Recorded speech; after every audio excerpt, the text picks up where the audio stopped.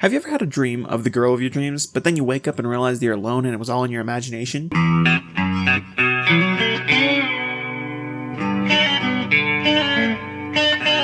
Well, Scott Pilgrim had that dream, but she turned out to be real.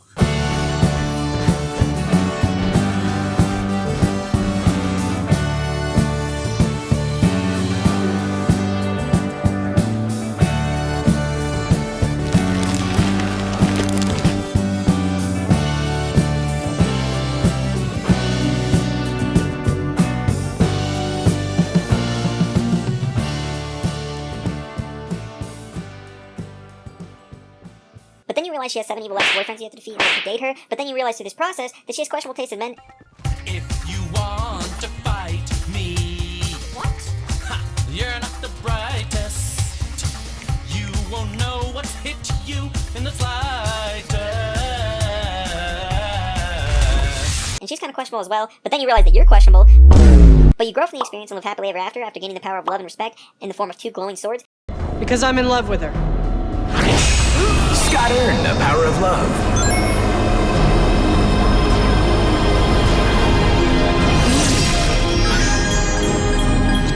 You want to fight me? For her? No. I want to fight you for me. Scott earned the power of self-respect. Then proceed to make peace with your inner self that you keep locked away as a coping mechanism and grow into a mature person that stops dating high schoolers? Incredible French toast with like bananas on it. And you get bacon on the side. I'm liking that. Yeah. Oh, well, let's do it next week. Yeah, that's cool. Yeah, all right. Be good. Yeah. Hey. What happened? Oh, nothing. We just shot the shit. He's just a really nice guy. We're gonna get brunch next week. We actually have a lot in common.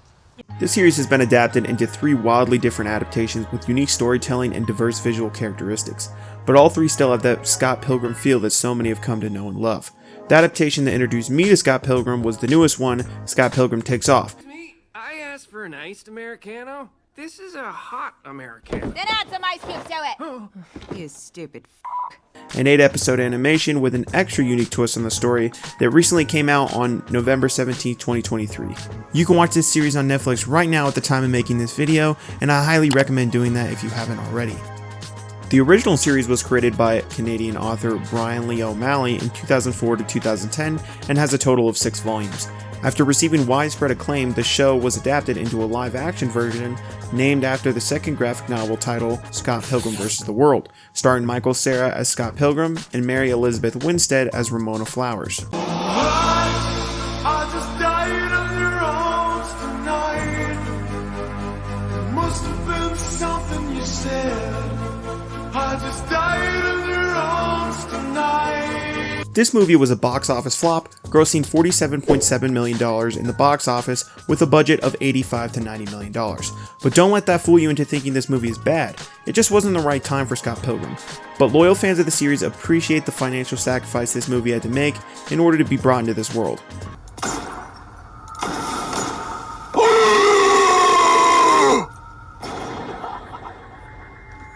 Oh no! This movie has received over 70 award nominations and has become an absolute must-watch for enjoyers of the 2004 comic.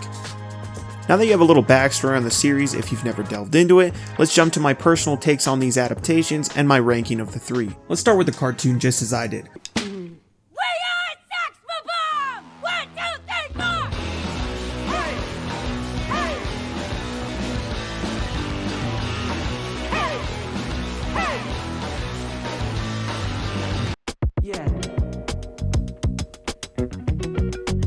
The cartoon has awesome animation that reminds me of Scissor 7, another series on Netflix that I really enjoyed.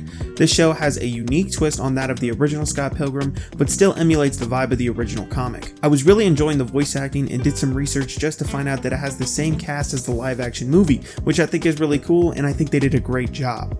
Like I said earlier, I think this is a must watch for Scott Pilgrim fans, and it gets me excited thinking of the possibilities of more Scott Pilgrim. My one big complaint, if you can call it that, with the show is that Scott's my favorite character in this adaptation, but he's barely shown in the show. I won't get into too much of the details because I don't want to spoil it, but overall I really don't have any real complaints about the show and think that it was really well done all around the board. But even though I have nothing but praise for the series, I would still place this in the 3rd place spot for my personal enjoyment. Now that should tell you how much I like the other two. Now let's move on to the live action. That's it! You cocky cock! Now this may trigger some of you, but when I started this, I immediately didn't like it. You'll pay for your crimes against humanity! It was very cringy and hard to get through. I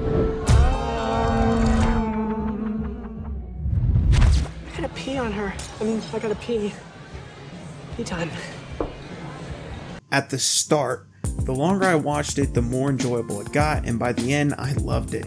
It's a very unique movie, there's nothing quite like it. The comic book aesthetic, a movie with action, funny as hell, cool visuals, and a perfect cast. It's a movie with a great feeling to it, a good ending, funny till the end, really couldn't ask for a better movie. After watching a video titled When the Actors Don't Hate the Directors by Seen It, highly recommend watching by the way, it makes me realize they really created something special that's going to live on for generations. And after reading the comic book, I now realize just how good the live action movie was. The movie had limitations, obviously, a time limitation, because it's a movie, and they took just the right amount of stuff from the comic book to really make it a good standalone piece and a unique take on the story. While reading the comic book, I just kept reminiscing about the movie and the lines that connected the two together. It's much closer to the comic than the new show, but just the right amount of individuality. And I'd have to say, especially after reading the comic book, this movie places in the 2nd spot, leaving the well-deserving original comic book series as the 1st place holder. You just can't beat the original. I was really impressed with it. A big thing that makes a mangaka/comic good at what they do is creating a character you can sympathize with, connect with, making a character that in a way you feel their pain, their embarrassment, their excitement, and these characters certainly do that. Scott was extra stupid in this version, which I can certainly enjoy after loving other dumb characters such as Naruto, Luffy, Natsu, and many more.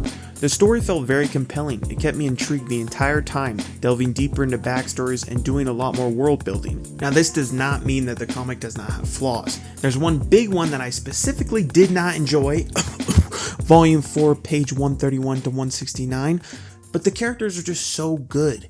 They're flawed, and that's what makes them great. The worst part about writing great characters that you can connect with is that when the story ends, so does your time with them.